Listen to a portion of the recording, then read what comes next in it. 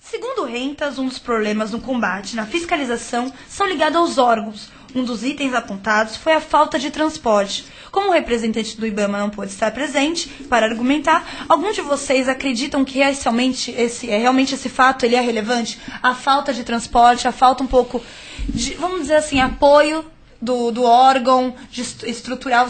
Vocês acham que isso prejudica o combate ao tráfico? Bem, o que nós precisamos lembrar é o seguinte: nós temos um país continental e em todos os lugares do país nós temos fauna. Cada bioma, Mata Atlântica, o Cerrado, o Pampa, a Caatinga, o Pantanal, eles têm animais próprios desses lugares, que se chamam animais endêmicos, né? Que só dão naquele lugar. Quando nós falamos das estruturas públicas para suportar essa fiscalização, nós temos um problema muito grave. Para que você tenha ideia, a Polícia Ambiental de São Paulo, ela tem cerca de 2.200 policiais. Todo o Brasil tem cerca de 6.000 policiais. Então, só São Paulo tem quase metade de toda a fiscalização nacional e já encontra enormes problemas. Por quê? Porque as apreensões são feitas e nós não temos estrutura de lugares adequados para absorver todos esses animais.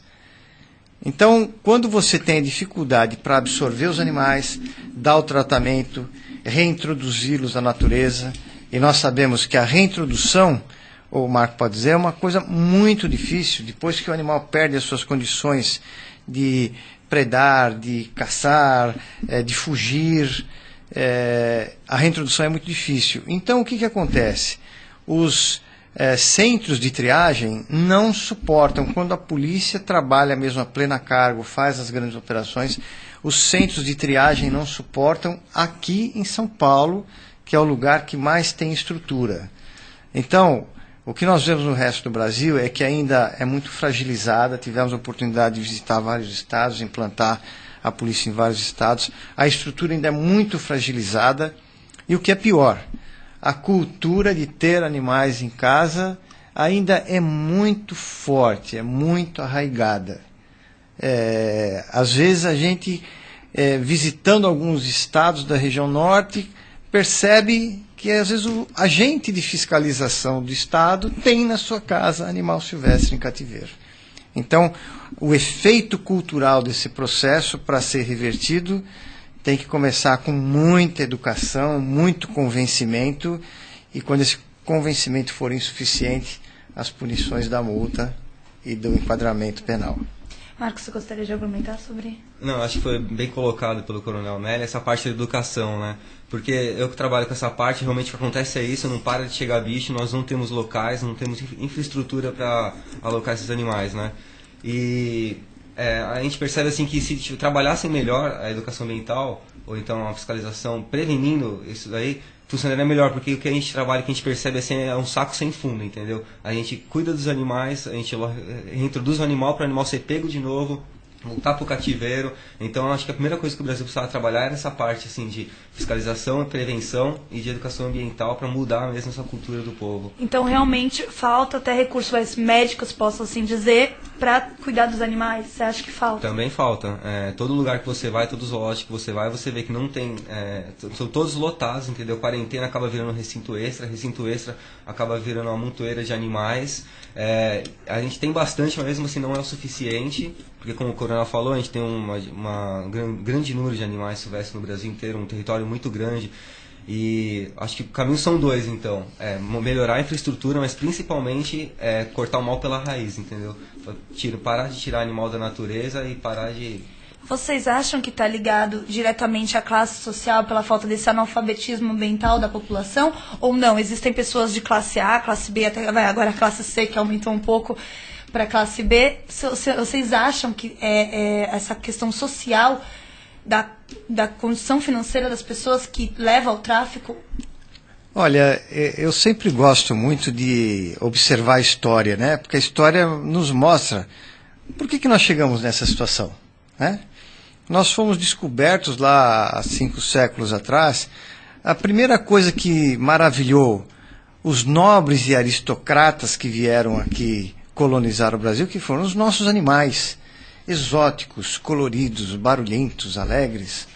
Entendeu? Então, nós começamos a ter a prática de aprisionar e ter esses animais, primeiro, por essas pessoas da aristocracia. Porque o índio convivia com esses animais. Nós temos alguns animais, inclusive, que têm uma relação de proximidade, mesmo solto na natureza, com o homem, historicamente.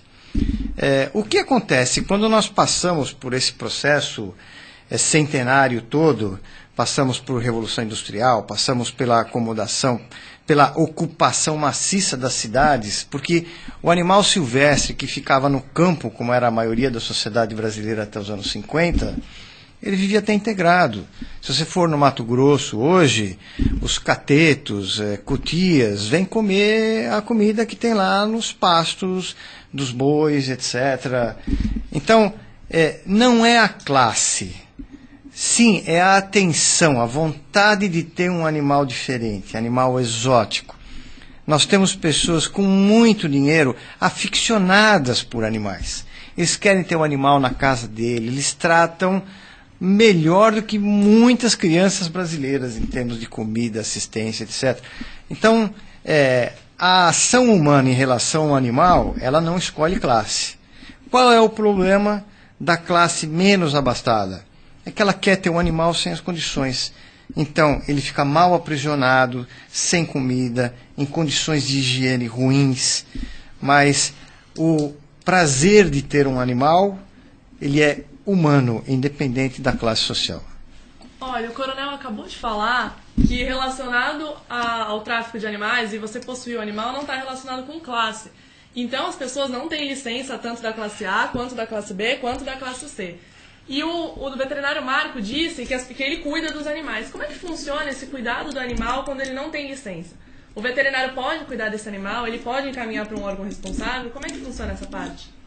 Eu, como fiz o juramento, né, quando me formei, eu tenho a obrigação de atender o animal, mas eu não tenho a obrigação de chegar para um órgão, tipo IBAMA, e falar que a pessoa tem um animal ilegalmente. O que eu faço, na verdade, é o seguinte: eu vou lá, eu trato o animal e eu oriento a pessoa dizendo, você está numa situação irregular, você não pode ter esse animal, você tem que fazer isso, tem que levar no IBAMA e tem que deixar esse animal lá. E também avalia as condições que o animal está, porque às vezes o animal está lá, por exemplo, tem uma senhora que tem um papagaio há 40 anos e o papagaio está super bem tratado. Por que eu vou chegar, eu não sou órgão de fiscalização nem nada, por que eu vou tirar o papagaio da senhora se eu estou vendo que o animal está sendo bem tratado? E se um órgão fiscalizador for lá tirar aquele papagaio de lá e levar para uma outra instituição que ele vai ser menos bem cuidado do que ele é atualmente, às vezes os dois acabam ficando doentes, tanto o papagaio como a senhora, por terem sido separados. Então, o que eu faço é orientar a pessoa, né? E quem tem que fazer isso daí, na verdade, é o IBAMA, de tirar o animal. Eu não tenho essa obrigação, entendeu?